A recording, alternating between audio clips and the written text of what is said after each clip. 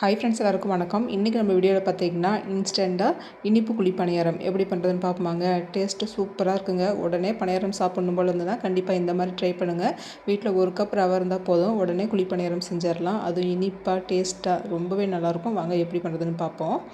First ஒரு பாத்திரம் எடுத்துக்கலாங்க. இதில் ரவை எடுத்துக்கலாம். ஒரு கப் அளவுக்கு ரவை எடுத்துருக்கேன். வறுத்த ரவை, வறுக்காத ரவை எதாக இருந்தாலும் பரவாயில்லைங்க. ஒரு கப் அளவுக்கு எடுத்துக்கலாம். ரவை அளந்த கப்லேயே அரை கப் அளவுக்கு கோதுமை மாவு எடுத்துக்கலாங்க. இது ஒரு பக்கமாக இருக்கட்டும். இப்போ அடுப்பில் ஒரு பாத்திரம் வச்சுருக்கேன். இதில் ஒரு கப் அளவுக்கு உடச்ச வெல்லம் எடுத்துக்கலாம். 3/4 கப்லேருந்து ஒரு கப் வரையும் நம்ம எடுத்துக்கலாம். நமக்கு எந்த அளவுக்கு இனிப்பு தேவைப்படுதோ அந்த அளவுக்கு நம்ம கூட குறைச்சி வெல்லம் சேர்த்துக்கலாங்க. இதோட வெல்லம் முழுகிற அளவுக்கு தண்ணி சேர்த்துட்டு வெல்லத்தை இந்த மாதிரி கரைச்சிக்கலாம். பாகுப்பதெல்லாம் எதுவும் தேவையில்லை, வெல்லம் கரைஞ்சால் போதுங்க. இது ஒரு பக்கமாக இருக்கட்டும். இப்போ நம்ம எடுத்து வச்சுருக்க கோதுமை மாவோட 1/4 கப் அளவுக்கு தேங்காய் துருவல் சேர்த்துக்கலாம். நல்லா திருகிட்டு சேர்த்துக்கலாம். சேர்த்துட்டு இதோட கொஞ்சமாக ஏலக்காய் தூள் சேர்த்துக்கலாங்க. இதோட 1 ஸ்பூன் அளவுக்கு எள் சேர்த்துக்கலாம். கருப்பு எள், வெள்ளை எள் எதாக இருந்தாலும் பரவாயில்ல சேர்த்துக்கலாம். இதோட ஒரு சிட்டிகை அளவுக்கு உப்பு சேர்த்துட்டு நம்ம கரைச்சி வச்சுருக்க வெல்லம் தண்ணியை சேர்த்துக்கலாம். நான் வெல்லம் நல்லா இருக்கனால நான் அப்படியே சேர்த்துக்கிறேன். வெள்ளத்தில் ஏதாவது தூசு மண் இருந்ததுன்னா நீங்கள் ஃபில்டர் பண்ணிவிட்டு சேர்த்துக்கோங்க. வெல்லம் தண்ணி நான் ஃபுல்லாகவே சேர்த்துட்டேங்க. சேர்த்துட்டு நல்லா கலந்து விட்டுக்கலாம்.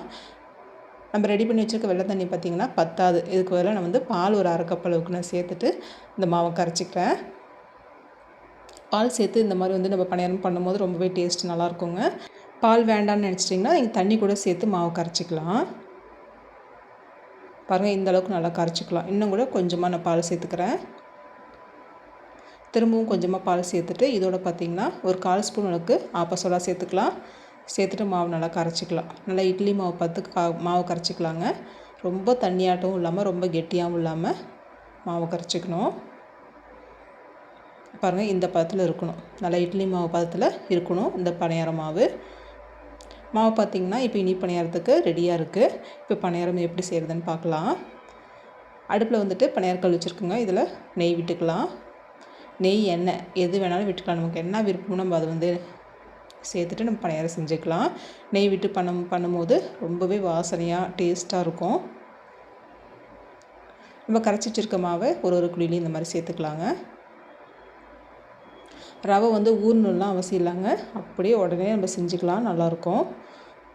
ஊறத்துக்கு உங்களுக்கு டைம் இருந்துச்சுன்னா நீங்கள் ஒரு 10 15 நிமிஷம் ஊற வச்சுட்டு கூட நீங்கள் பணியாரம் செஞ்சுக்கலாம்.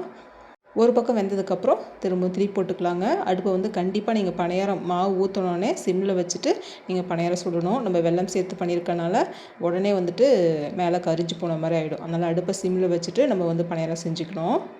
இந்த மாதிரி நல்லா 2 பக்கமும் நல்லா நெய்யிலே வெந்ததுக்கப்புறம் இந்த மாதிரி எடுத்துக்கலாங்க. நல்லா கிறிஸ்பியாக உள்ளார நல்லா சாஃப்டாக இருக்கும். மேலே நல்லா கிறிஸ்பியாக ரொம்பவே சாப்பிட்றதுக்கு நல்லாயிருக்கும். நல்லா நெய் ஃப்ளேவரோடு ரொம்ப நல்லாயிருக்குங்க. மீதி இருக்க மாவையும் இதேமாரி நம்ம பணியாரம் செஞ்சு எடுத்துக்கலாம். பாருங்களேன், பார்க்கும்போதே நல்லா பஞ்சு போல் நல்லா சாஃப்டாக இருக்குது பாருங்கள். வீட்டில் இருக்க குட்டீஸ்க்கெலாம் ரொம்ப பிடிக்கும். உடனே உங்களுக்கு பணியாரம், இனிப்பு பணியாரம் சாப்பிடணும் போல் இருந்ததுன்னா கண்டிப்பாக இந்த ரவை கோதுமை வச்சுட்டு ட்ரை பண்ணுங்கள். சூப்பராக இருக்கும். ஓகே ஃப்ரெண்ட்ஸ், இந்த வீடியோ பிடிச்சிருந்தால் லைக் பண்ணி ஷேர் பண்ணிக்கோங்க. நம்மளோட வீடியோ புதுசாக பார்க்குறீங்கன்னா கண்டிப்பாக சப்ஸ்கிரைப் பண்ணி வச்சுக்கோங்க ஃப்ரெண்ட்ஸ். தேங்க்யூ.